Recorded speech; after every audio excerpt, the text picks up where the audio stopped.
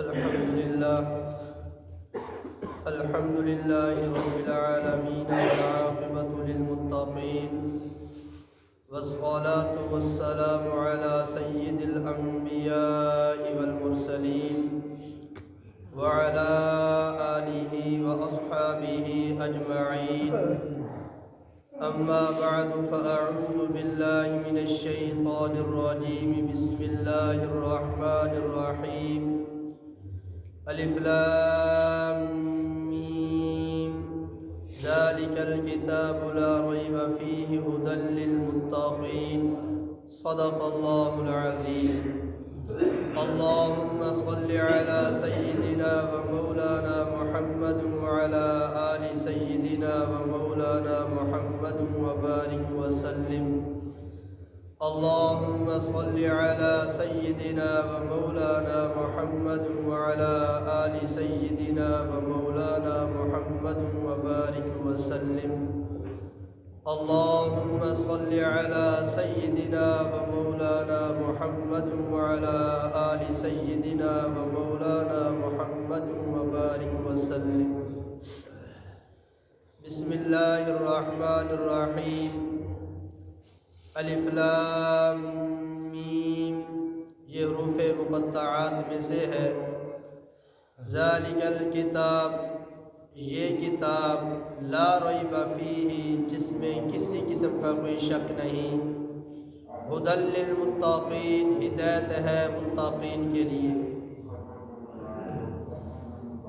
گزشتہ درس میں لا ریب فیہ اس کے متعلق کچھ عرض کیا تھا. آج ھدی للمتقین کے بارے میں کچھ عرض کرتے ہیں. اللہ تعالیٰ سننے سنانے کے بعد عملی زندگی اخلاص والی نصیب فرمائے. ہدن اس کا معنی ہدایت، اور ہدایت کے 3 درجے ہیں. پہلا درجہ ساری مخلوقات جو ہے وہ شامل ہے. حیوانات، نباتات، جمادات، ساری مخلوقات ہدایت میں شامل ہے. اس لیے شاہ ولی اللہ رحمۃ اللہ علیہ نے یہ لکھا ہے کہ یہ جو درخت ہے یہ قیام کی حالت میں کھڑے ہیں، اور جو پہاڑ ہے یہ ہر وقت اتحیات کی شکل میں ہے، اور بعض جانور رکوع کی حالت میں ہے، اور بعض جانور جس طرح سانپ وغیرہ ہے یہ سجدے کی حالت میں ہے. تو ہدایت کا پہلا درجہ جو ہے اس میں ساری مخلوقات شامل ہے. جو رب نے ان کی ڈیوٹی لگائی وہ ڈیوٹی نبھا رہے ہیں، وہ سر انجام دے رہے ہیں، اپنا اپنا فرض پورا کر رہے ہیں. لیکن انسان کو، مومن کو، ایمان والے کو اللہ نے جامع نماز عطا فرمائی ہے، جس نماز میں قیام بھی ہے، رکوع بھی ہے، سجود بھی ہے، قعود بھی ہے، ثنا بھی ہے، حمد بھی ہے، ذکر بھی ہے، قرآن بھی ہے، سب کچھ ہے. اور ہدایت کا دوسرا درجہ فرمایا انسان اور جن، یہ ان کے ساتھ خاص ہے. ہدایت انسان اور جن ان کے ساتھ خاص ہے. ان کے لیے اللہ نے رسول بھیجے، ان کے لیے اللہ نے کتابیں اتاری. جو اللہ سے ڈر گئے، کتاب پہ ایمان لے آئے، وقت کے نبی کی بات مان لی، وہ مومن ہو گئے. جنہوں نے نہ مانا وہ کافر ہو گئے. اور تیسرا درجہ ہدایت کیا ہے؟ جو خاص الخاص ہے، وہ متقین کے ساتھ خاص ہے، مؤمنین کے ساتھ خاص ہے.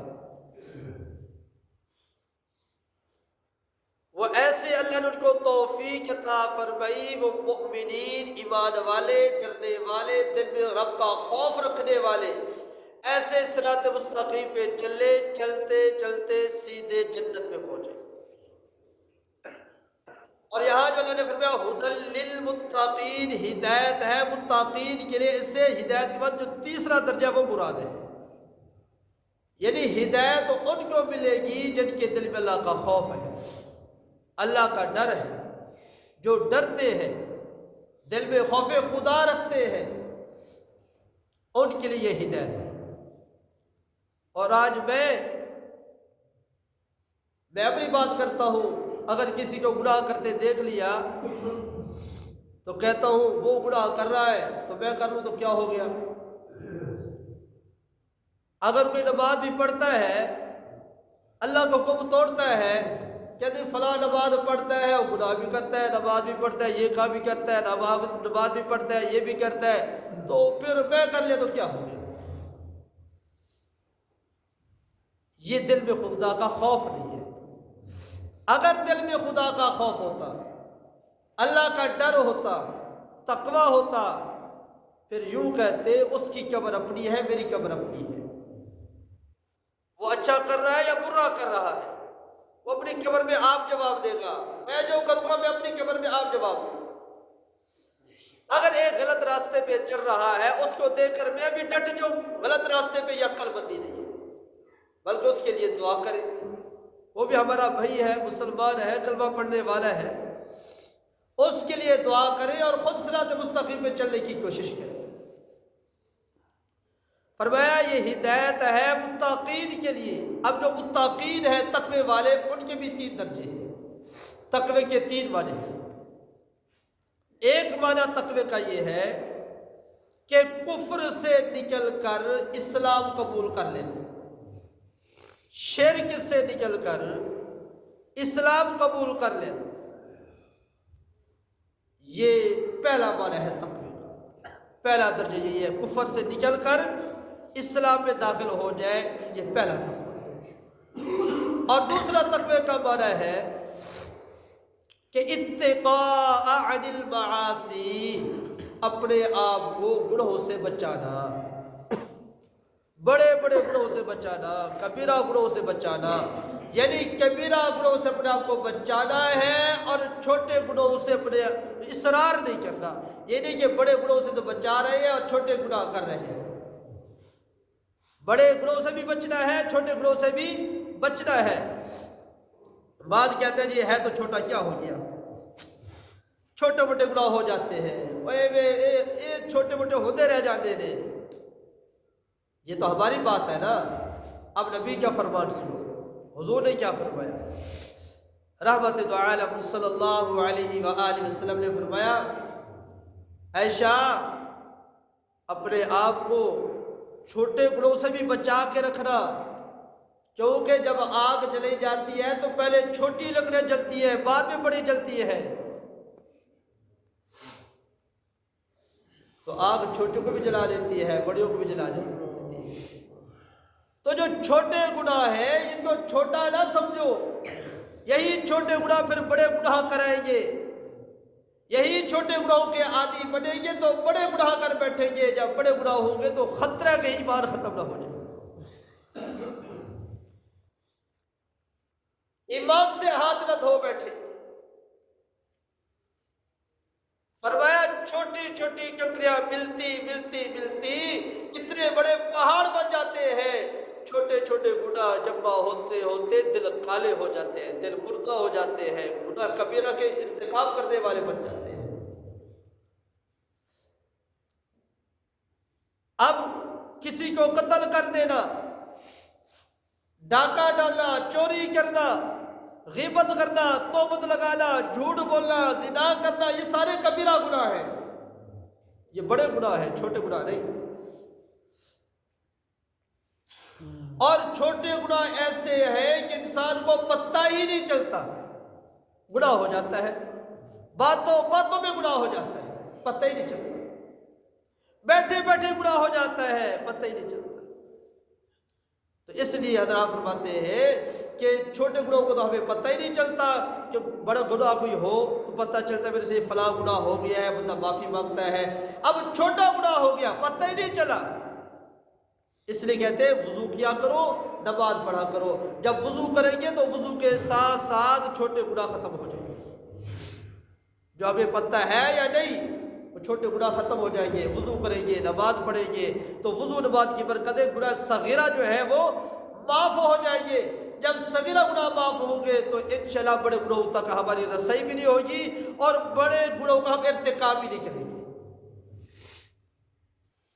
تو اگر چھوٹوں کو چھوٹا ہی سمجھتے رہے، چھوٹا بچہ ہو وہ کوئی غلطی کرے اس کو نہ سمجھائے وہ دوسری غلطی کرے گا، اس کو نہ سمجھا وہ تیسری غلطی کرے گا۔ اس طرح کرتے کرتے یہ پہلے چھوٹا تھا چھوٹی غلطیاں کرتا تھا، اب بڑا ہو گیا تو بڑی غلطیاں کرے گا۔ تو جب چھوٹا تھا سمجھا لیتے، چھوٹی غلطیوں سے بعد آ جاتا تو بڑے ہو کر بڑی غلطیاں نہ کرتا۔ آج ہم چھوٹے گناہ کرتے ہیں تو ان چھوٹے گناہوں سے اپنے آپ کو بچا لے، جو نہیں بچائیں گے یہ چھوٹے گناہ میں بڑے گناہ کروائیں گے۔ لیکن گناہ سے وہ بچے گا جس کے دل میں خوف ہوگا، اللہ کا ڈر ہوگا، یار مر جانا ہے، قبر میں جانا ہے، جو میں کرتوت کر رہا ہوں اس کے بارے میں میرے سے پوچھا جانا ہے۔ میں پہلے بھی اکثر آپ کو سناتا رہتا ہوں، ایک طالب علم وہ مسجد میں بیٹھ کے پڑھ رہا تھا، رات کا وقت ہے، تو ایک لڑکی مسجد میں آ گئی۔ اب اس طالب علم نے کہا بھئی تو یہاں سے چلی جا، کہتے باہر شور شرابہ ہو رہا ہے، لڑائی ہو رہی ہے، میں اپنے آپ کو بچانے کے لیے مسجد میں آ گئی۔ تو طالب علم نے کہا تو اس طرح کر، میں یہاں بیٹھ کے پڑھ رہا ہوں تو ان مسجد کے اس نکر میں جا کے بیٹھ جائے۔ لڑکی ادھر بیٹھ گئی، جو طالب علم تھا وہ ادھر بیٹھ کے پڑھ رہا ہے۔ اب لڑکی لڑکے کو دیکھ رہی ہے۔ تھوڑی دیر گزری تو لڑکے نے اپنی انگلی کو چراغ کے اوپر رکھا، اس وقت یہ لائٹ تو نہیں تھی، وہ چراغ بنائے جاتے تھے، تو چراغ کے اوپر اپنی انگلی رکھتے انگلی جل گئی۔ اب تھوڑی دیر طالب علم روتا رہا، وہ لڑکی اس کو دیکھتی رہی، حیران ہوئی یہ کیا معاملہ ہے۔ پھر وہ اپنے پڑھنے میں مصروف ہو گیا، پڑھتا رہا۔ پھر تھوڑی دیر بعد پھر دوسری انگلی چراغ پہ رکھ دی، اس کو جلایا، پھر پڑھتا رہا، پھر تیسری انگلی، چوتھی انگلی، حتیٰ کہ بعد نے کہا 5 انگلیاں، بعد نے کہا دونوں ہاتھوں کی انگلیاں۔ رات گزر گئی، طالب علم نے کہا لڑکی کو اب چلی جا، اندھیرا ختم ہو گیا، لڑائی ختم، شور شرابہ ختم، یا چلی جا۔ کہتے نہیں میں نہیں جاتا، پہلے یہ بتا تو نے اپنے انگلیوں کو کیوں جلایا ہے۔ تو طالب علم نے کہا بھئی یہ راز کی بات ہے، میں نہیں بتاتا۔ کہتے نہیں بتا، اگر تو بتائے گا نہیں تو میں جاؤں گی نہیں۔ تو طالب علم نے کہا بات یہ ہے جب تو ادھر آ گئی تھی، تو ادھر بیٹھی تھی، میں ادھر بیٹھا تھا، شیطان آیا اور اس نے مجھے ابھارا، میرے نفس نے مجھے ابھارا، تم دو ہی تو ہو اور کوئی نہیں ہے، اپنی خواہش پوری کر لو۔ تو میں نے اپنے نفس کو بڑا سمجھایا، جب وہ نہ سمجھا تو میں نے اپنی انگلی چراغ کے اوپر رکھ دی، مجھے تکلیف ہوئی تو میں نے اپنی خواہشات کو، اپنے نفس کو کہا دیکھ تو یہ آگ تو برداشت کر نہیں سکتا تو جہنم کی آگ کیسے برداشت کرے گا۔ اگر تو نے یہاں اپنی خواہش پوری کر لی، یہ دنیا کی آگ جو آخرت کا آگ کا مقابلہ نہیں کر سکتی۔ آخرت کی آگ دنیا کی آگ سے 69 درجہ زیادہ سخت ہے، تو یہ آگ تو برداشت کر نہیں سکتا۔ تھوڑی سی تیری چراغ آگ لگی انگلی کو تو تجھے تکلیف ہوئی، اور جو 69 درجہ اس آگ سے زیادہ سخت آگ ہے تو وہ کیسے برداشت کرے گا۔ تو میں اپنی انگلی کو جب جلاتا تھا تھوڑی دیر سکون ہوتا، جب دوبارہ وہ خیال آتا تو دوسری انگلی جلاتا تھا۔ رات تو گزر گئی، انگلیاں تو جل گئی، لیکن رب کا حکم تو نہیں ٹوٹا، گناہ تو نہیں کیا، گناہ سے تو بچ گیا، آخرت کی آگ سے تو بچ گیا۔ کبھی ہم بھی سوچ لیا کرے، جب غیبت کرنے لگے تو تھوڑا ہم بھی سوچ لیا کرے کہ دنیا کی آگ اتنی تیز ہے، سردیوں میں بھی اگر ہم آگ سینکنے کے لیے قریب بیٹھتے ہیں، آگ زیادہ بھڑک جائے تو ہم برداشت نہیں کر سکتے، پیچھے ہٹ جاتے ہیں، یار آگ زیادہ ہو گئی۔ دنیا کی آگ کو ہم برداشت کر نہیں سکتے.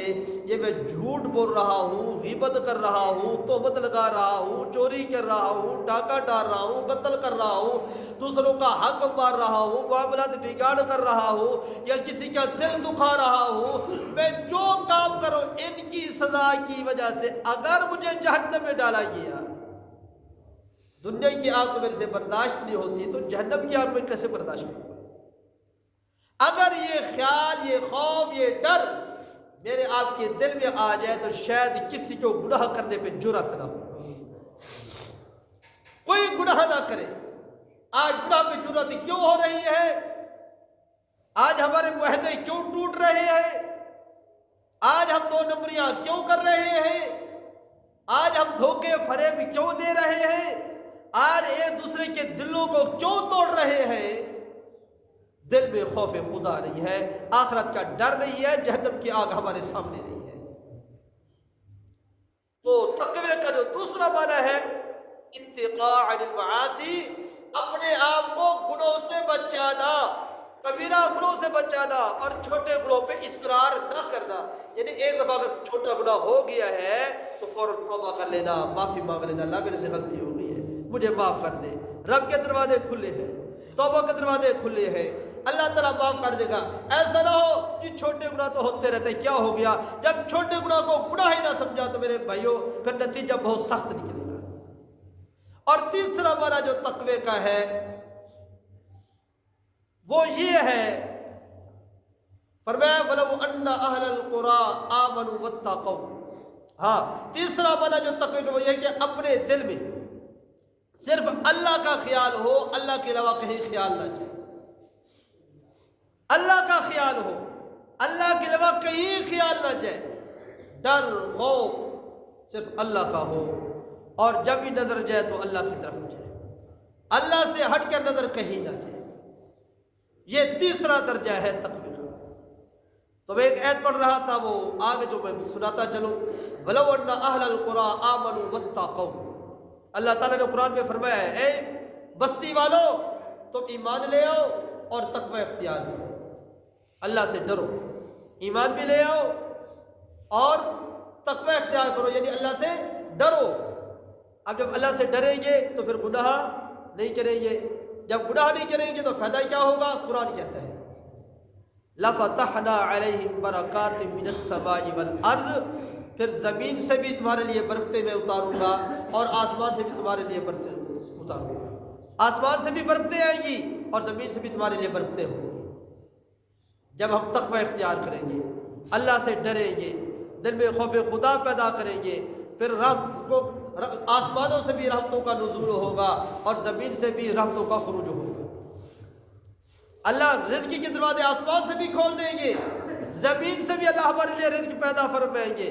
وَلَوْ أَنَّ أَهْلَ الْقُرَىٰ آمَنُوا وَاتَّقَوْا. ایمان لائے، تقوی اختیار کریں.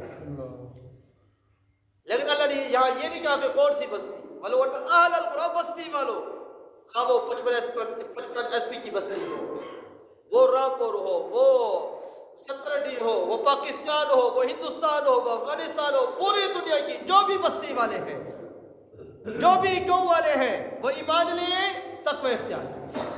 اللہ نے یہ نہیں کہا کہ فلاں بستی والوں کے لیے حکم ہے، نہیں، سب کے لیے حکم ہے.